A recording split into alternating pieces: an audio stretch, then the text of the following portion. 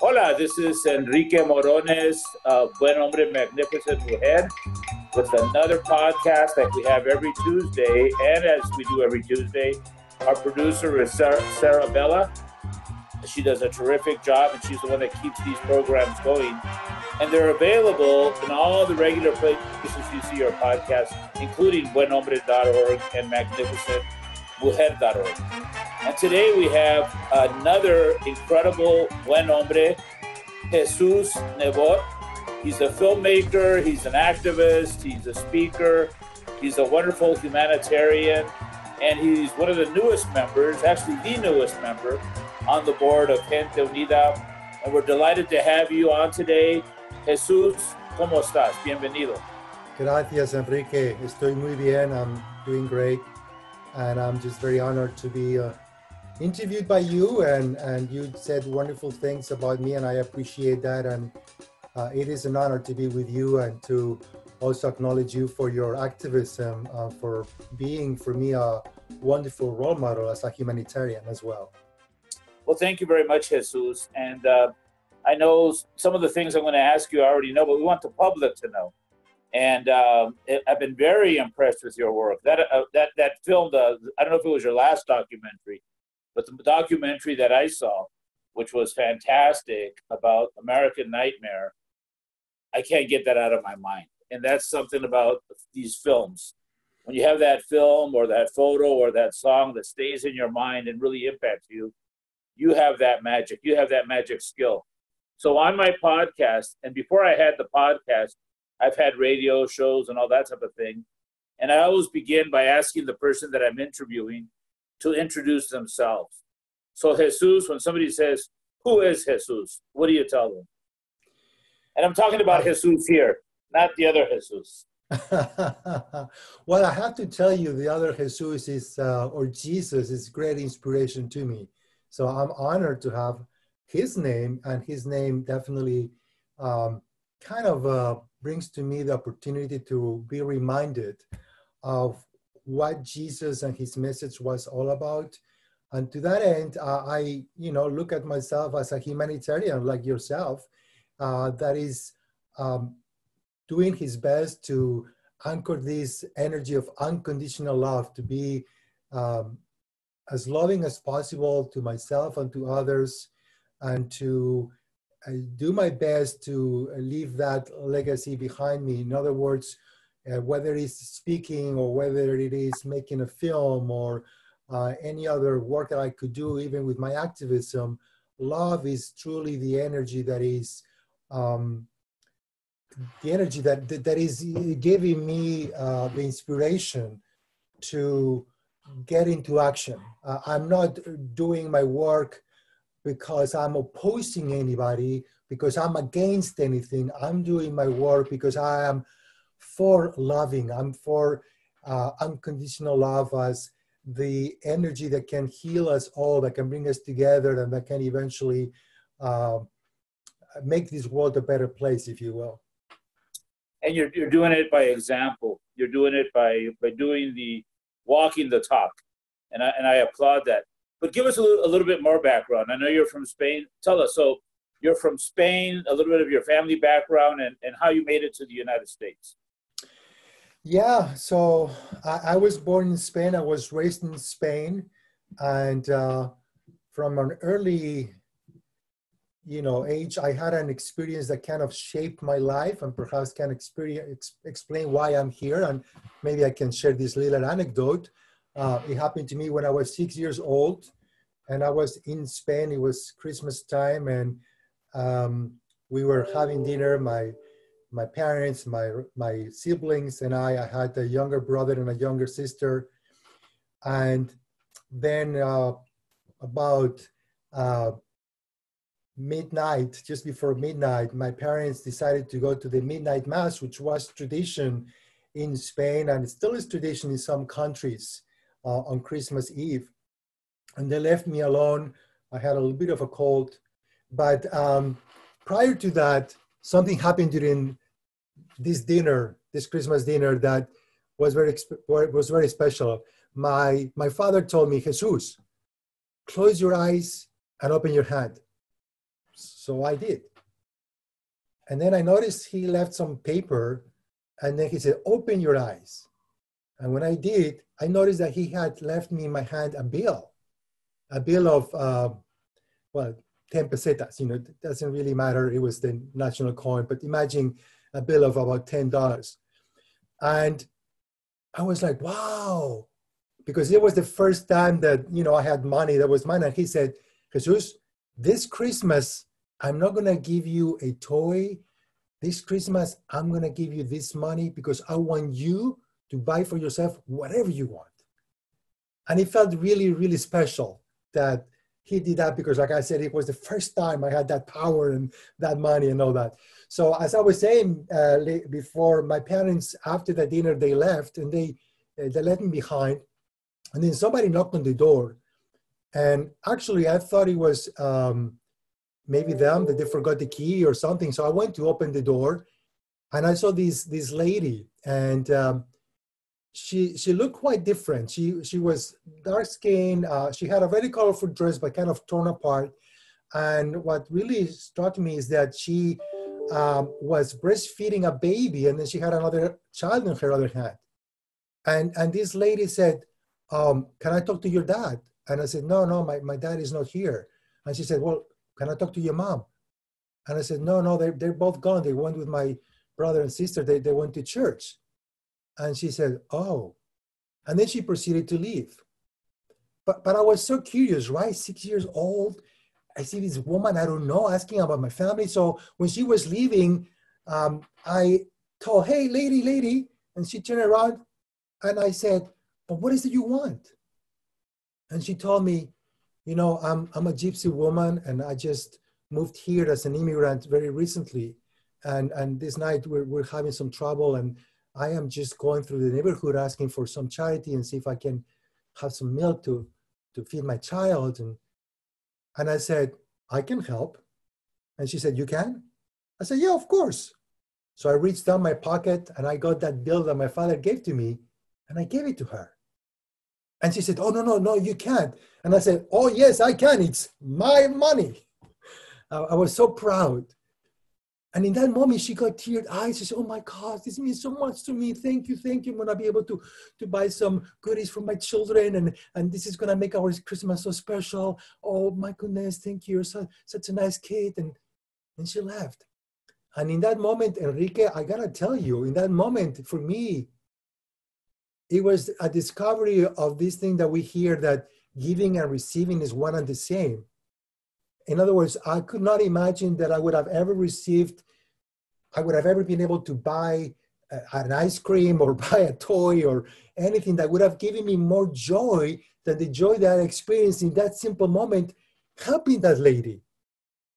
And that stayed with me. Then my parents came and I told them, my father says, oh, you're not supposed to open the door to it. And I said, okay, I understand. I thought it was you, but I explained that my parents were like, okay. And I was very curious, and I told my parents, but why is this lady, asking for money? That's so strange. And, at that time I had this conversation, kind of the first time in my lifetime with my parents, where they explained to me, there are people that are immigrants, and there are people that do not have enough, and there are people that are struggling, and they need some help. And I think that I became an activist in that moment, because from that moment on, I really thought that there was so much injustice. Why is it that I'm a child and I have a family and I can, have enough for food, and I see this poor lady with these two kids that are, so it was an awakening for me. But for me, what's most important about this experience is not that I was a special kid. Of course, I was not. It's the fact that I honestly believe that you and I are humanitarians because we understand that we need to move beyond our limited beliefs of one another. And what I see right now happening in our country, what I see right now happening in the US is this extreme polarization. And definitely when it comes to immigrants, as you very well know, especially with the current administration, this demonizing of undocumented immigrants or asylum seekers. And I am very much aware that if we would go back to the time that we were children, when we were 5 or 6 years old, if we would encounter this experience that I encountered, everyone in this country, including Trump, probably would have actually answered the same way. Because at that time, guess what? We are open. We want to learn. We are compassionate. We are guided by love because that's what we know. What we don't have is a bunch of ideas and beliefs. What we don't have is the indoctrination that comes from political parties and ideologies and sometimes schools or whatnot that are giving us this limited perspective by which we start believing that we are separate from one another. And therefore, our compassion and our empathy is gone. So that experience kind of shaped me in my life. And later on, just to continue with who I am and how I came here, actually, I had to migrate myself. I had to go to France. And the reason is that although my family was okay, Spain was still pretty much a relatively poor country. And it was common for us Spaniards to go north, to go to France, to Germany, to make some money. And so I went to France, and as a teenager, I worked in France illegally. I was an illegal immigrant, if you will. And I worked picking up fruit. I worked in the fields from sunrise to sunset. So I had that experience. And then I came home, and the reason I actually went there is because I wanted to have more money so that I could pay for my higher education. At the time, I had this dream that I wanted to be ambassador and work for world peace. I was still very much focused on how can I be an activist, and maybe I can work for United Nations and work on bringing nations together and whatnot. And so coincidentally, when I came back to Spain and I wanted to pursue my university, something happened, which is that I also declared myself a conscious objector or a consensus objector, meaning at the time in Spain to do the military service was mandatory. So I was told that for me to become an ambassador and work for Spain, I had to first do the military service. For me, that didn't make sense, Enrique, because here I am wanting to work for world peace, and I'm told that I have to do the military service and prepare myself for war and learn how to bear arms and whatnot. So at that time, I said, no, I'm not going to do the military service. And like other youth, I had to face the consequences of that decision. Thank God the law was changing at the time. So I was able to avoid jail, but I could not pursue my education as I envisioned to work, my public education as I envisioned to work internationally. And that's how I looked into the arts to make a difference. And that's how I ended up eventually embracing acting and directing and filmmaking. And how I came with this decision, and I'll share this anecdote and then, we can go back to your questions, but I think it's something that is very informative because you asked me about Jesus. And how I decided to become a filmmaker really is because at the time, when I came back from France working as an undocumented immigrant, I came to Spain. At the time, I was very interested in spirituality. And I looked at all spiritual paths, and I looked at all spiritual masters, Muhammad, Jesus, of course, Buddha, Krishna, you name it. And I realized that all of them had a powerful message, which was this message of love. But what I also realized is that all of them were storytellers. All of them. They all told stories to convey this wisdom within each one of us so that we could be awakened to this love for ourselves and for others, in essence. And so I said, my goodness, if Jesus would be nowadays alive, he would be a filmmaker because there is no more powerful way to tell a story than through film. And so I didn't have anybody in my family that was in this industry. I didn't know anybody, but I was truthfully inspired by Jesus to become a storyteller and use my storytelling as a vehicle to make films like American Nightmare that you were talking about that eventually brought me to the United States. Well, that's quite a story. And I can envision one of the things about storytelling, because I do that as well, is when you were talking about the woman knocking on your door, you could see her. I could see that woman. She has the small child, another small child clinging to her, and you're opening the door as a child, and what's going on? And she was looking for an adult because she was looking for help, and you guys connected.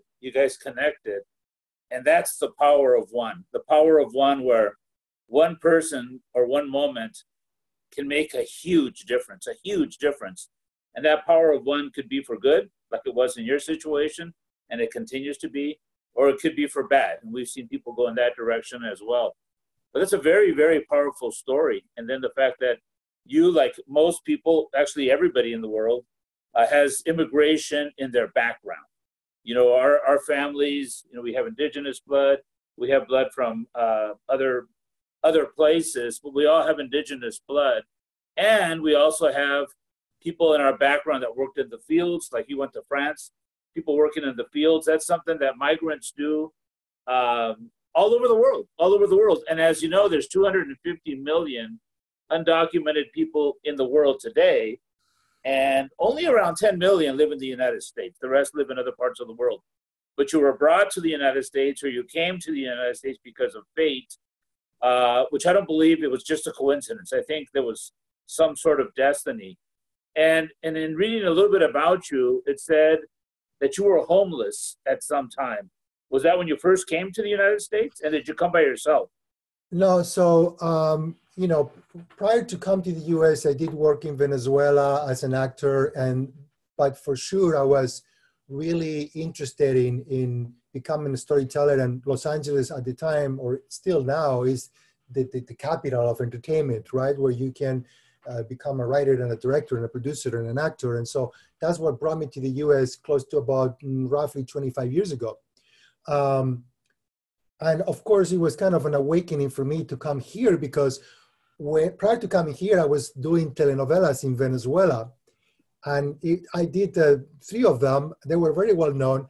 So imagine, I was perceived at the time as this known actor, and I had a lot of the attention that comes with that popularity, and fan clubs, whatever, you know. It was just like an interesting experience. Then I come here, and then, you know, I had to start all over again. Nobody knew me. And it was like such an awakening for me. I remember telling this to my roommate at the time. He said, you know, in Venezuela, I'm like, everybody treats me like, oh my God, you're so awesome. And you cannot believe it. And here I am, and I'm struggling. I haven't even had a date in 3 months. And he told me, you don't get it, Jesus. And I said, well, what? Here, you are nobody. And I got to tell you, that hurt at the time, Enrique, that hurt. But it was an awakening that you are right. We are not this body. This body is perceived very differently in different places. In Venezuela, I was perceived as the important thing. Here, I was perceived as almost like an undocumented immigrant. I barely spoke English. I was struggling. Whenever I would go on auditions, I was doing the roles that are stereotypically Latino, meaning the bad guys. And so it was just an awakening to the fact that I'm not my body. I'm not my mind. A mind is something I have this body, but what I am is this spirit. And that allowed me to really recreate myself and come from that difficult experience at the beginning, where I had to struggle to get the papers. Thank God I was able to, because honestly, I was able to take advantage of my privilege, for the lack of a better word, and get a green card as what they call person with extraordinary ability in the arts. Because prior to coming here, I had done some work in other countries, and I used that to my advantage. Of course, that's not the reality for most immigrants, as you know. But to make the long story short, I ended up making this film that is called Not Turning Back. It's a film where I was writing, directing, producing, acting, doing the whole thing.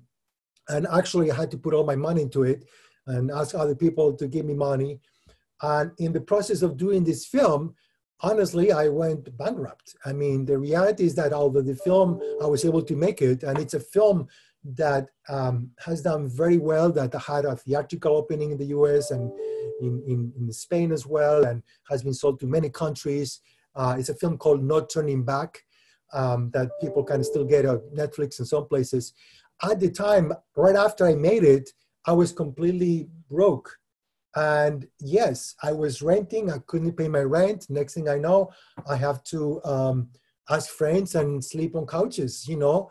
And that's how it was for me, that experience of homelessness. It did not last very long, thank God, but definitely that is part of an experience that I had. And at the time, what I realized is that I could not depend on this industry to make a living. I had to do something else. And that's how I came out into becoming an entrepreneur and doing other things. And now I have a real estate business as well, as a social entrepreneur. And I can find that balance whereby I can make money doing my business, and then I can do the projects that are close to my heart and produce them with my own money if that's needed. And so anyway, here I am making films like American Nightmare that are not intended to make money, are not intended to be in the marketplace to be bought by anybody, are just intended to be my source of activism. That's how I use my creativity and my talent to do something, like I said, in the spirit of telling a story that can hopefully help others awaken their compassion for one another. And yeah, the American Nightmare, I want to talk about that a little bit. But before that, I have some similarities to your story. And one of the things that caught my attention was the telenovela part, that you were a telenovela or a soap opera star. Obviously, you were playing like the good guy in the telenovela, because my dad passed away 6 years ago. If he were still alive today, he'd be 100 years old. And when he was getting older, and I'd go out with my mom and my dad, and we'd go have dinner or something, all of a sudden around 6 o'clock, whenever we were together, he would say he didn't feel well. So I would look at my mom thinking, how come every time we go out at this time, he doesn't feel well? And she would look at me and say, he feels perfectly fine. There's a telenovela that he wants to get home and watch. He loves telenovelas. And I said to my mom, my dad watches telenovelas? My dad's always been like a man's man. What's he doing watching telenovelas? So my mom said, a lot of Mexican men, when they get older, they watch telenovelas. And I clearly told my mom, I will never be that man. For the last year and a half, I religiously watched 3 telenovelas every night. La Rosa de Guadalupe, I have to see La Rosa de Guadalupe. And the current one that's on right now, Le Dio la Vida, or something like that, which I watch all of the time. Le Dio la Vida, Le Di la Vida. And then the third one, which happens to have its finality today, so I can't wait, Amor Eterno. Amor Eterno is a Turkish telenovela. It's dubbed. So I become a huge telenovela fan.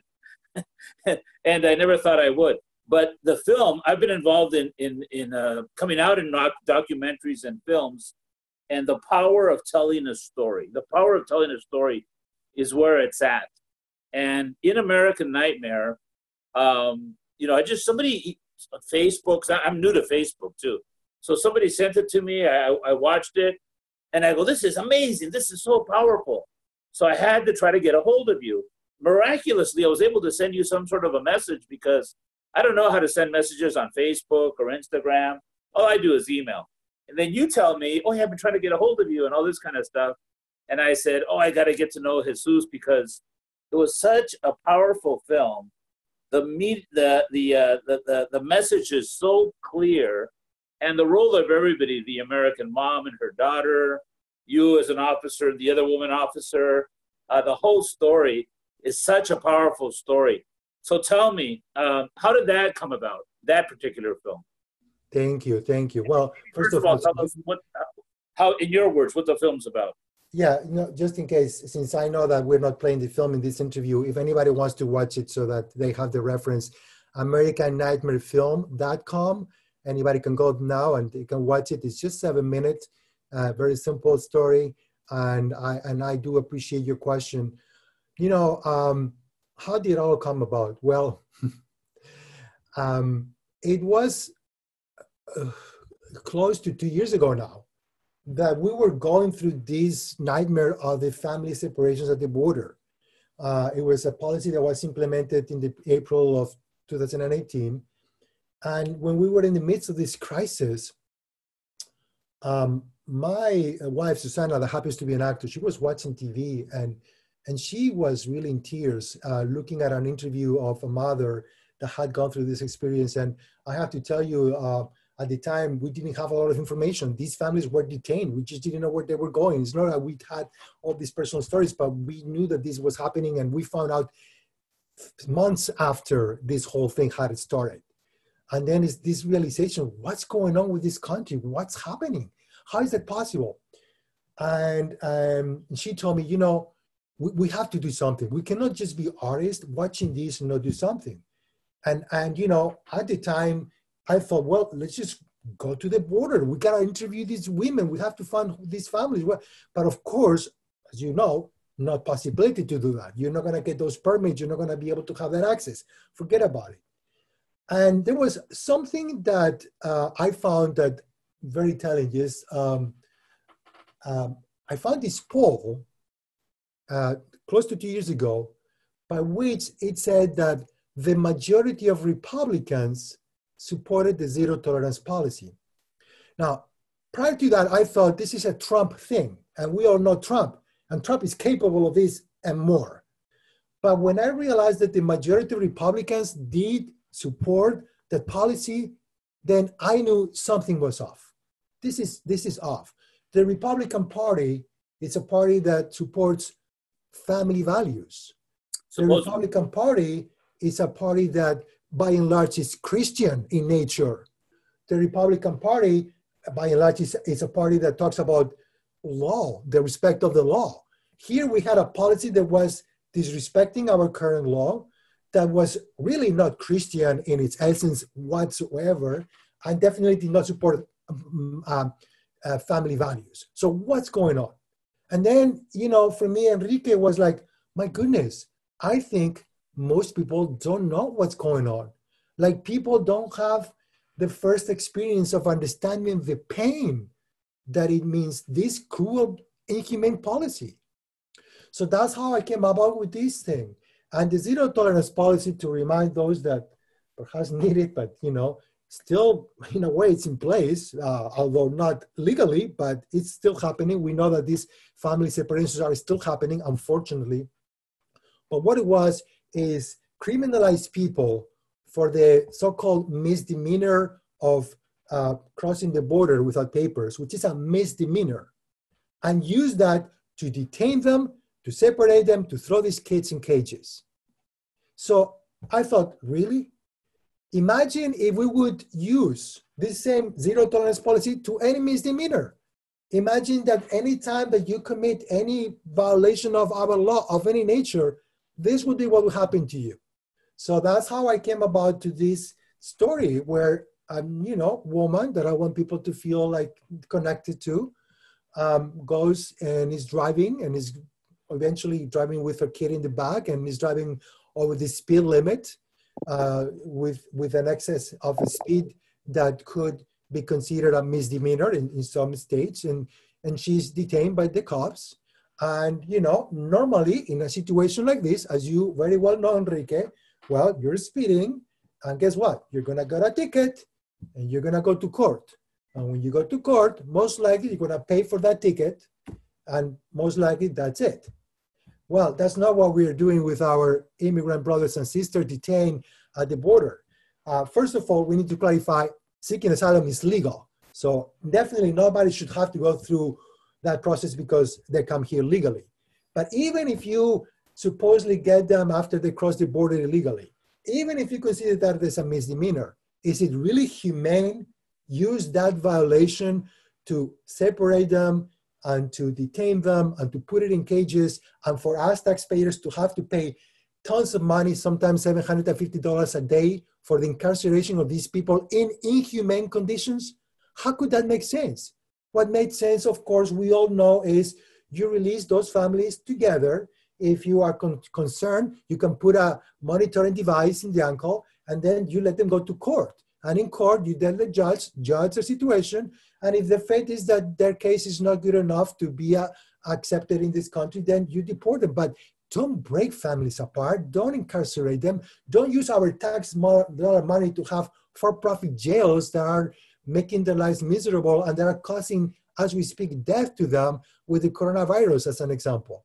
So I felt that this film was giving me the opportunity to give people that realization of connecting with that experience and realizing that if, in fact, we would apply the zero tolerance policy to everyone, this would be a nightmare.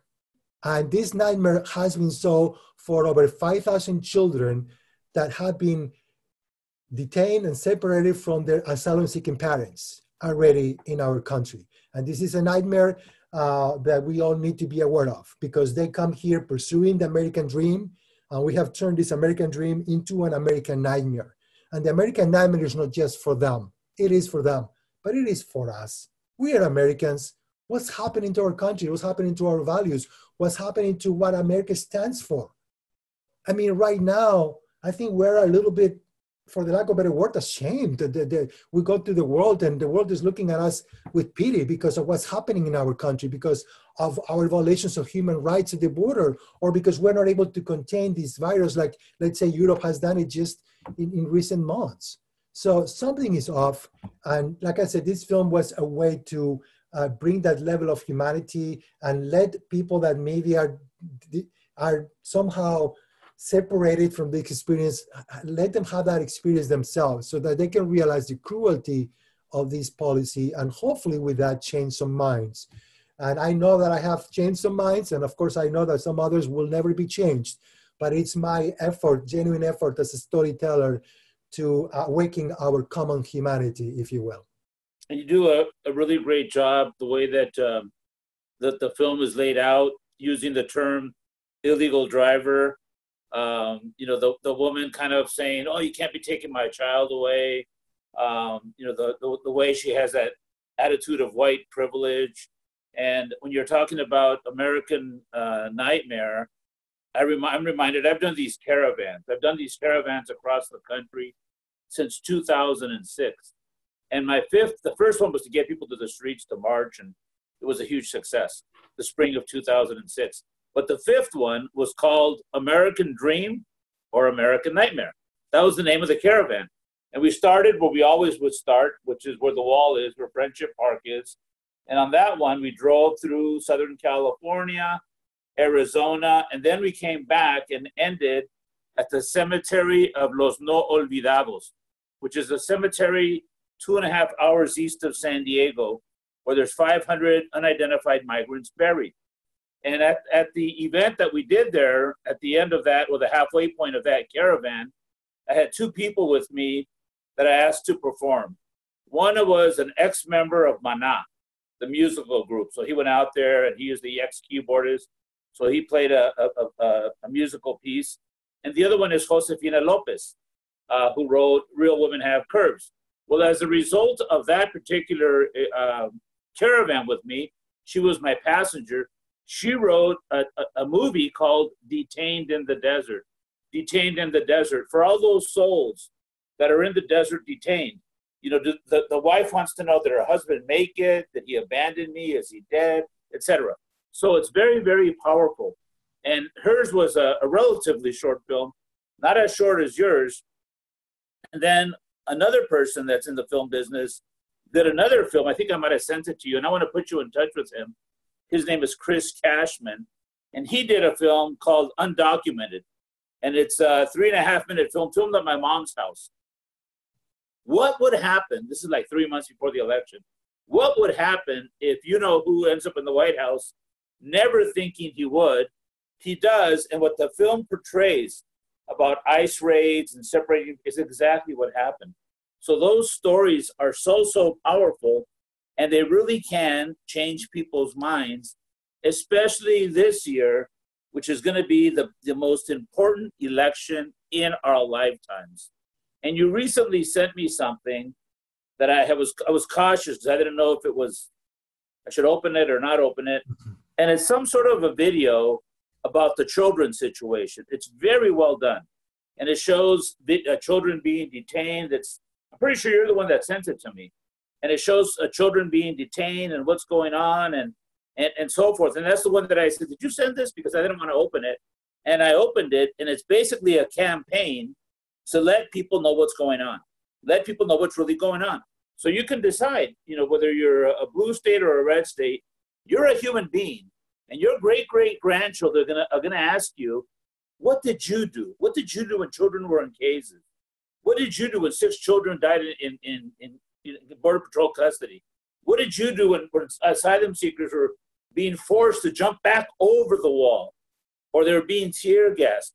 So it's important that we do the right thing, because like you said at the very beginning, and it's something I truly believe in, that love is the answer. Love is how you're going to overcome hate. And love is an action, not just a word. So, Jesus, you know, we're facing this most important election, November 3rd. Now our hands are kind of tied because you and I, you know, we like to go to the schools and give talks and so forth. We can do a little bit of that now on Zoom, but it's not the same thing. So what do you recommend? What do you recommend that we all do? Whether we give talks or not, what can we all do right now as we have this huge movement that I totally support like you do, which is Black Lives Matter. And I'm doing a lot of unity, black and brown unity. And we have this horrible virus. And thank God there's Dr. Fauci and medical professionals that could give us advice. But what should we be doing every day right now? Because right now there's a lot of those gypsy women knocking on those doors right now with 2 children, and they're saying help. So what can we do? You know, what a wonderful question, Enrique. And I have to tell you, I think we have enough despair right now as it is. I think we have enough hate as it is. You know, I think we can all look at Trump and we all can feel emotionally about it, and, you know, and people will insult him and people will hate him, but that's just, I feel that is misplaced energy. First of all, talking about the elections, you already have Republicans, the Lincoln Project and the non-Trumpers and whatnot, that are organizing themselves with very powerful commercials to deal with Trump as an individual, making sure that people know who he is. Most of us that are not Republicans, we already know. But some Republicans need to know, and they can do that, for the lack of a better word, dirty work. That we know that commercials that are negative work. But I feel as a community, we need to go beyond that. And it's about turning that despair into hope. And really realizing that we do have this unique opportunity in November, where we don't have to wait for the judges, we don't have to wait for the Supreme Court, we don't have to wait for the miracle cure that Trump says is going to happen and all that. We all can rely on each other as a community and go and vote. Go and vote. I mean, there is no other way right now for us than to make sure we all use our democratic power to go and vote. And not just vote, but obviously do our best to reach out to others so that others go and vote. That's what we need. We need our grassroots movement to reach out to others and tell them what you have told me, which is the most consequential election of our lifetime. Because it's not about electing the president of the US, it's also about electing the most powerful person in the world. Right now, look at what's happening. We have this pandemic. It's a pandemic. It's not just in the US. We're fighting right now between the states. One state does something, the other state does the other thing. Well, it's happening in the whole United States, but it's also happening in the world, okay? Look at all our challenges, the pandemic, migration. You were talking about how many undocumented immigrants are outside of the US. It is a world problem. Climate change, it is a world problem.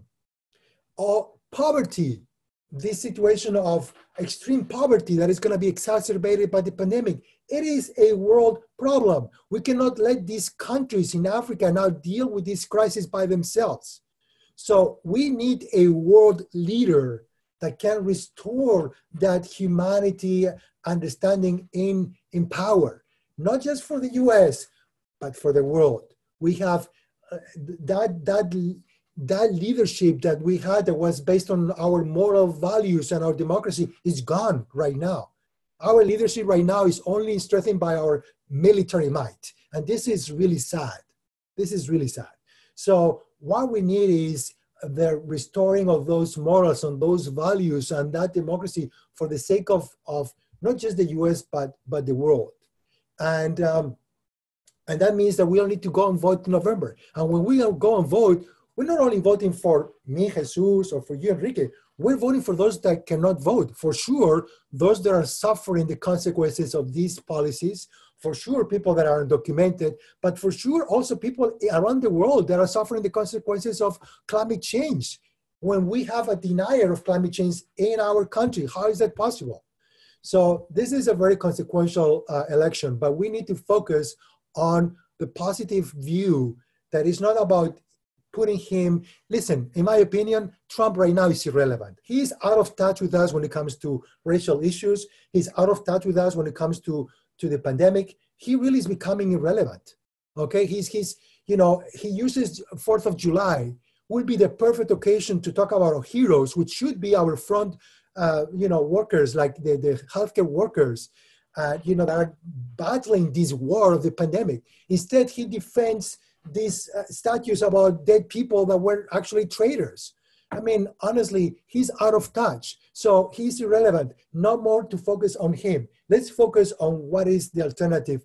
And it is Biden, but beyond Biden, it is the restoring of those American values that we have all been so proud of, that really represent America in the best positive light, and that are an example for the world, so that we can all unite the world in this common understanding that more important than our nationality, the country of origin, our race, or our beliefs or ethnicity, is the fact that we are human beings, and that we need to work with one another to solve these social challenges that were happening that are global in nature. We cannot have nationalist leaders deal with global problems. If you look at the pandemic, all 5 countries that have dealt with it the worst, United States, Russia, Brazil, India, and United Kingdom, all 5 have incompetent men that are autocratic, okay,